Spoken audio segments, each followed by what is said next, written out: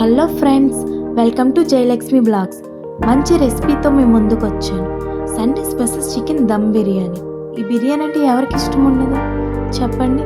Late చేయకుండా process start చేసేద్దాం. KG chicken తీసుకొని బాగా కడగండి.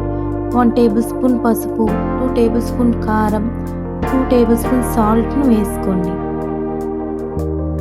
అల్లం వెల్లుల్లి పేస్ట్ 2 టేబుల్ స్పూన్ వేసుకోండి. మనకు అల్లం వెల్లుల్లి పేస్ట్ ఫ్రెష్గా ఉంటే బిర్యానీ చాలా టేస్ట్గా ఉంటుంది. 1 కప్ పెరుగును వేయండి. మొత్తం ముక్కలు కలిసేటట్టుగా బాగా కలపండి.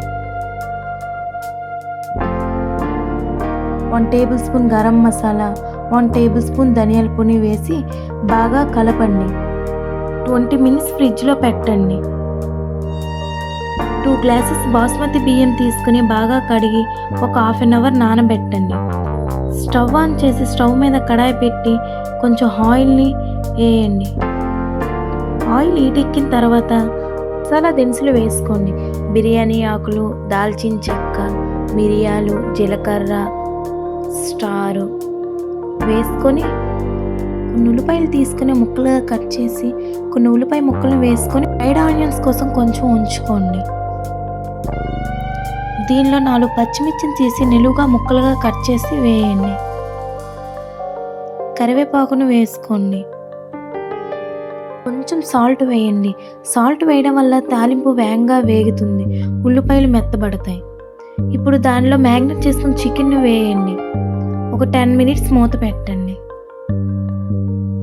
బిర్యానీ కోసం ఒక పాత్రలో కొంచెం వాటర్ వేసి దానిలో అల్లం వెల్లుల్లి పేస్టు, బిర్యానీ ఆకులు, బిర్యానీ పువ్వు, దాల్చిన చెక్క, లవంగాలు, కొంచెం కొత్తిమీరను వేసుకోండి. నీళ్ళు కొంచెం వేడైన తర్వాత రైస్ను వేసుకోండి.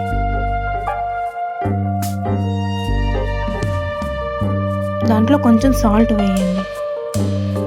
ఇప్పుడు చికెన్ ఆల్మోస్ట్ కుక్ అయిపోయింది.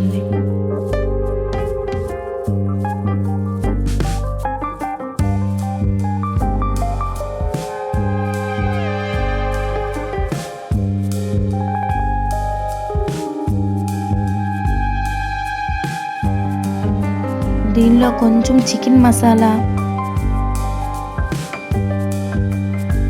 బిర్యానీ మసాలాను వేయండి.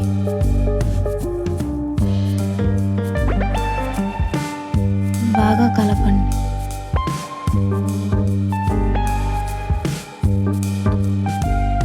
రైస్ ఒక 70% కుక్ అయితే చాలు. దమ్ కోసం చికెన్లో ఈ రైస్ను వేయండి.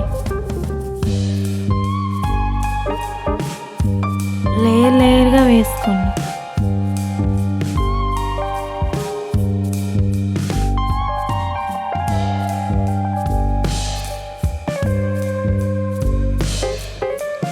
ఇప్పుడు ఫ్రైడ్ ఆనియన్స్ చేయండి. స్టవ్ మీద కడాయి పెట్టి ఆయిల్ వేసి ఆనియన్స్ వేయండి. ఆనియన్స్ బ్రౌన్ కలర్ వచ్చేంత వరకు బాగా వేయించుకోండి. ఆనియన్స్ను వేసుకోండి. కొంచెం కొత్తిమీరను మీద వేసుకోండి.